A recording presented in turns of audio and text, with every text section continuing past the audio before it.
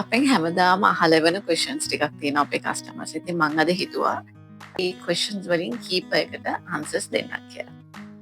පළවෙනි එක තමයි අපෙන් ගොඩක් අය පිටින් අය අහලා වෙනවා.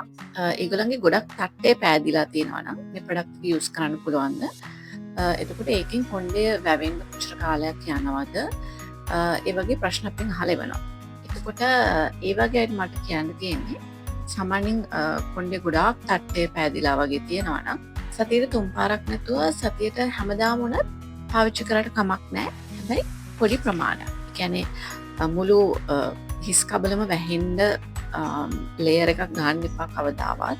එහෙම ගන්න අවශ්‍ය නැහැ. පොඩි ප්‍රමාණයක්. කියන්නේ තේ හැන්දක් වගේ ප්‍රමාණයක් අරගෙන මුළු හිස් කබලෙම ගාලා මිනිත්තු 5ක් අනිවාර්යයෙන්ම මසාජ් කරන්න. ඉතින් ඔයගලන්ට හැමදාම පොඩි ප්‍රමාණයක් ගාලා හැමදාම ස්කැල්ප් එක මසාජ් කරන්න පුළුවන් නම් රිසල්ට් එක වේගයෙන් ලබා ගන්න පුළුවන්. ඉතින් ඇත්තටම දැන් අලුතෙන්ම හොයාගෙන හෙයා කෙයා වල හොයාගත්ත දේ තමයි අපි හැමදාම ඔළුව මසාජ් කරොත් අපේ කොණ්ඩේ වැවීමේ වේගය තාම ඉක්මනින් කරන්න පුළුවන්. ඒත් එකම දේ අපිට ඒ කාලය දෙන්න අමතක වෙනවා. නැත්නම් අපිට හැමදාම අපේ තියෙන වැඩ කටයුතු අපේ ලයිෆ් එකේ තියෙන කාර්යබහුලත්වයත් එක්ක අපිට හිස් කබල හැමදාම මසාජ් කරන්න මිනිත්තු 5ක් මසාජ් කරන්නත් අමතක වෙනවා. මොකද මටත් ඇත්තටම අමතක වෙනවා. ඉතින් ඒකයි ගොඩක් වෙලාවට SR හැමරිකල් පාවිච්චි කරන වෙලාවට අනිවාර්යයෙන්ම අපි මසාජ් කරන්න කියලා කියන්නේ. ඒත් කොණ්ඩේ නැතිම කෙනෙක් හැමදාම ඒ කියන්නේ ඒ ඉන්ටෙන්සිටි එකකින් පාවිච්චි කරොත් තමයි මසාජ් කිරීමෙන් වෙන්නේ අපේ හිස් කබල ස්ටිමියුලේට් වෙනවා. එතකොට බ්ලඩ් ෆ්ලෝ එක වැඩි වෙනවා. මේ වගේ ක්‍රියාවලිය හැමදාම වුණොත් මනින්ම හොඳ රිසල්ට්ස් ලබා ගන්න පුළුවන්. ඒත් අපි පොරොන්දු වෙන්නේ මේක අවුරුදු 20 දී හෝ අවුරුදු 18 දී තිබිච්ච ඒ කියන්නේ තරම් කොණ්ඩය වවා ගන්න පුළුවන් කියලා. බට් දිගටම පාවිච්චි කරොත් ඇත්තටම රිසල්ට් එක එන්න හොඳ විදියට තමයි හැදෙන්නේ. අපෙන් හැම වෙලාවම අහලා වෙන තවත් ප්‍රශ්නයක් තමයි SR හැමරිකල් පාවිච්චි කරලා ඉවර වෙලා ෂැම්පු දාලා හොදන්නද ෂැම්පු දාන්න නැතුව හොදන්න. ඉතින් මේ ප්‍රශ්නට උත්තරේ තමයි තමන් කැමති නැහැ. කියන්නේ හැමදාම කොණ්ඩේ හොදනවා වගේ කෙනෙක් නම්. කියන්නේ ගොඩක් වෙලාවට පිරිමි අය හැමදාම කොණ්ඩේ හොදනවා. එහෙම අය හැමදාම ෂැම්පු පාවිච්චි කරන්න ඕනේ. සතියට එකපාරක් නැත්නම් සතියට දෙපාරක් ෂැම්පු පාවිච්චි කරොත් ඇති.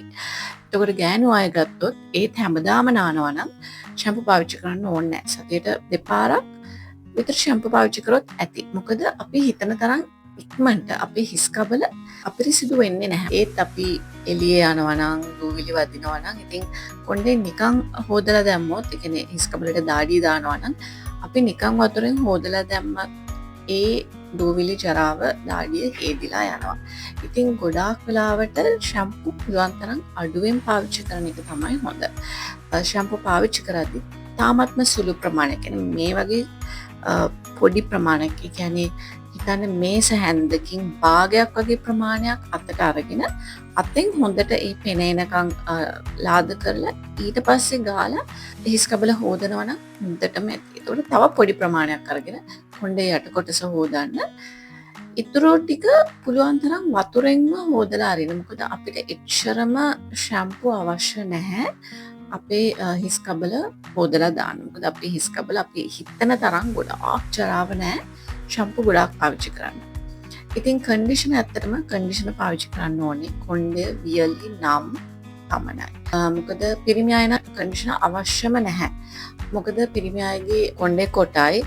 ඒතර කන්ඩිෂනර් ගාපම ඒ කන්ඩිෂනර් ඒගොල්ලන්ගේ හිස් කබලේ තැන්පත් වෙනවා. එතකොට තමයි hair fall නැත්නම් dandruff එක ප්‍රශ්න හටගන්නේ මේ කන්ඩිෂනර් ඔළුවේ තැන්පත් වුණාම. ඉතින් කන්ඩිෂනර් අවශ්‍ය නැහැ. විශේෂයෙන්ම SR හැමරිකල් පාවිච්චි කරන අය දන්නවා ඒකෙන් කොණ්ඩේ පොඩ සොෆ්ට් වෙනවා කියලා. ඉතින් එතකොට අනිවාර්යයෙන්ම කන්ඩිෂනර් අවශ්‍ය නැහැ. ඉතින් ගෑනු අයත් කොණ්ඩේ ඩ්‍රයි නම් විතරක් කන්ඩිෂනර් ටිකක් පාවිච්චි කරන්න.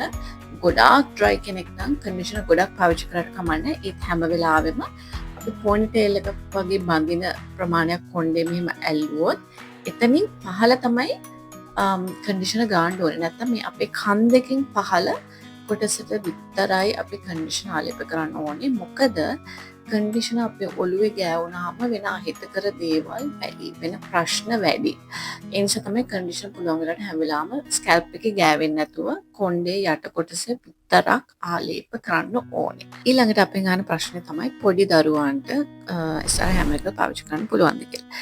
ඉතින් කුඩාම දරුවන්ට ඇත්තටම අවුරුදු 10 විතර වෙනකන් ඒගොල්ලන්ට ක්‍රීම් ගන්න අවශ්‍ය නැහැ. ඇඟේ කොහෙවත් හෝ හිස් කබලේ කොහෙවත් ෂැම්පූ එකත් ඇත්තටම ඉතාමත්ම ජෙන්ටල් බේබි ෂැම්පූ එකක් විතරක් පාවිච්චි කරන්න, වෙන කන්ඩිෂනර් රාමිය ප්‍රොඩක්ට්ස් අඩුවෙන්ම පාවිච්චි කරන්න. මොකද ඒගොල්ලන්ගේ හම සහ කොණ්ඩය හිස් කබල ඉතාමත්ම නිරෝගී. අපි අනවශ්‍ය විදිහට එක දේවල් ගාන්න ගිහම තමයි ඒගොල්ලන්ට නැති ප්‍රශ්න ඇති වෙන්නේ.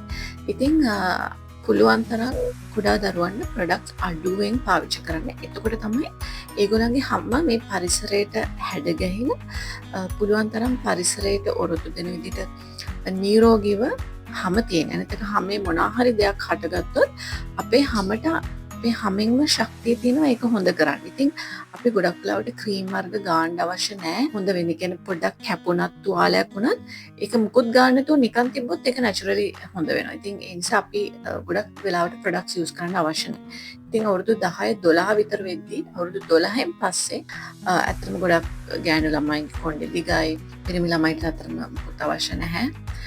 ගෑනු ළමයින්ගේ කොණ්ඩේ දික් වුණාම ඒගොල්ලන් ෂැම්පූ වර්ග පාවිච්චි කරලා සමහරවිට අපිට කස්ටමර්ස් ඉන්නවා ඩෑන්ඩ්‍රෆ්, කොණ්ඩේ හැලී යන ඒ වගේ එක ප්‍රශ්න තියෙනවා මේ පොඩි අවුරුදු 12 ළමයින්ට. ඉතින් ඒ වගේ වෙලාවට ස්තර හැම එක සතියට 3 වතාවක් ආලේප කරාට කමක් නැහැ. කිසිම ප්‍රශ්නයක් නැත්තම් සතියට එකපාරක් ආලේප කරොත් ඇති කුඩා දරුවන්ගේ. නැත්තම් ඒගොල්ලන්ට කිසිම ප්‍රශ්නයක් නැත්තම් මුකුත් ආලේප කරන්න තු නිකන් බේබි ෂැම්පූ එකකින් හොදලා දැම්මොත් ඒත් ඇති.